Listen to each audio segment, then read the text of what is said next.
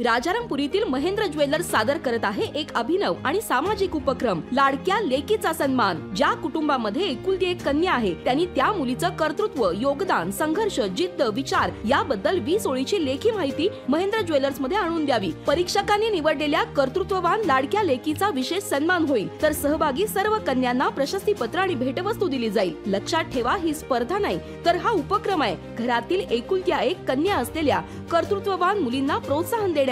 20 जानेवारी ते 10 फेब्रुवारी पर्यंत राजारामपुरी येथील महेंद्र ज्वेलर्स मध्ये नाव नोंदणी करा, लेखी माहिती आणून द्या आणि आपल्या लाडक्या कन्येचा उचित सन्मान करा। अधिक माहितीसाठी संपर्क महेंद्र ज्वेलर्स, राजारामपुरी, 3री गल्ली, मेन रोड, कोल्हापूर। हद्दवाढ कृती समिती आक्रमक।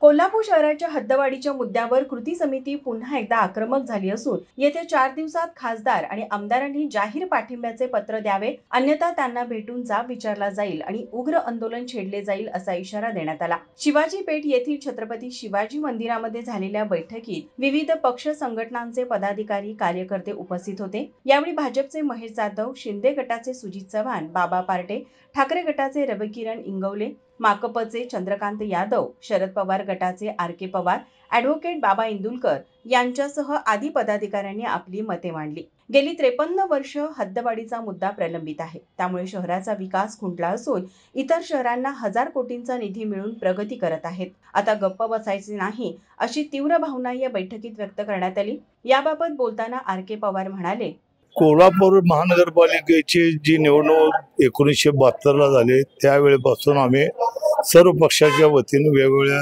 आंदोलन करतोय।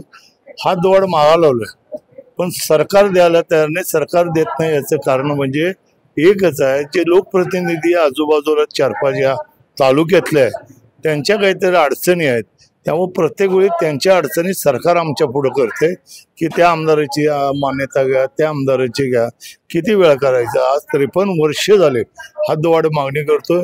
मी तर महानगरपालिकेच्या 72च्या निवडणुकीपासून मी 78ला निवडणूक लढवली, मी नगरसेवक आहे, त्यावेळेपासून अनेक वेगवेगळे ठराव शासनाला केलेले आहेत, पण हद्द वाढवायला तयार नाही। आता आम्ही असं म्हणतोय की हद्दवाढ जर केंद्रानं करणारच नसेल तर कोल्हापूर महानगरपालिकेच्या येणाऱ्या ज्या निवडणुका आहेत त्या होता कामा नये, आणि ते झाल्या वेळा तर आम्ही ते मान्य करणार नाही, अशा पद्धतीचं आव्हान या ठिकाणी द्यायला आहे। कोल्हापूर जिल्ह्याचे 3 आमदार, 3 खासदार आणि त्याच्या शेजारची असणारी जी गावाचे आता आहेत दक्षिण, उत्तर, करवीर, या 3 आमदारांना एकत्र भेटून आम्ही गाईडलाईन देणार आहे। हे जर हद्दवाढ झाली नाही तर कुठल्याही परिस्थितीत सार्वजनिक कार्यक्रमामध्ये आम्ही त्यांना या ठिकाणी करू देणार नाही, अशा पद्धतीचं आव्हान माझ्या सर्व कृती समितीच्या वतीने या ठिकाणी करायला आहे। आम्ही एक दिशा ठरवणार आहे आणि ती तुम्हा लोकांना इथं बोलवून त्या ठिकाणी सांगणार आहोत की हद्दवाढ होईपर्यंत कुठल्याही पद्धतीचा कोल्हापूरमध्ये विस्तार जो आहे तो यांच्यामुळे खोटाला आलेला आहे असं आम्ही या ठिकाणी सांगणार आहे। त्याकरता आजची बैठक आहे, अनेक बैठकी घेणार आहेत। त्यातनं आपली सुरुवात अतिशय ऐतिहासिक शिवाजी पेठेमधनं सुरुवात पेठेमध्ये झालेलं आहे आणि त्याचा आम्ही या ठिकाणी हद्दवाढ झालीच पाहिजे, नंतर कोल्हापूर महापालिकेची निवडणूक होता कामा नये ही मागणी या ठिकाणी केलेली आहे। कोल्हापूर महानगरपालिकेमध्ये सगळ्या सुविधा आहेत। आज मला सांगा, शेजारचं कळंबा घ्या, गांधीनगर घ्या, या ठिकाणी वडिंगी घ्या, निवगे घ्या, चिखली घ्या, या शिंगणापूर घ्या, या सगळ्या गावांना कोल्हापूरमध्ये रोज 2 लाख लोक सर्व्हिसला येतात। सर्व सुविधा देतोय, पाणी देतोय, आरोग्य देतोय, स्मशानभूमी देतोय। मग द्यायचं काय ना, सगळं देतोय, पण आपल्या गावामध्ये आपलं अस्तित्व राहण्याकरता ही शहराच्या नावानं ओरडतात आणि काही मिळत नाही म्हणतात। जिल्हा या ठिकाणी जिल्हा कार्यालय आहे, CPR आहे, सगळ्या सुविधा देतोय, पण हे त्यांना नेत्यांनीच यांना सांगितलेलं आहे की तुम्ही हद्दवाढीला लगेच मंजुरी देऊ नका किंवा मान्यता देऊ नका, म्हणून राहिलेलं आहे। बरेच वर्ष मी प्रयत्न करतोय, मी कितीतरी वर्ष कोल्हापूर शहर हद्दवाढ कृती समितीचा अध्यक्ष आहे। आज 53 वर्ष मागणी करतोय, तो होत नाही, काय याला अर्थ आहे? माझ्या कोल्हापूर महापालिकेची निवडणूक झाली त्यावेळी कोल्हापूर ज्या निवडणुका झाल्या ते मुंबई 1 नंबरला होती, नागपूर 2 नंबरला होतं, पुणे 3 नंबरला होतं, सोलापूर 4 नंबरला होतं, माझं कोल्हापूर 5 नंबरला होतं।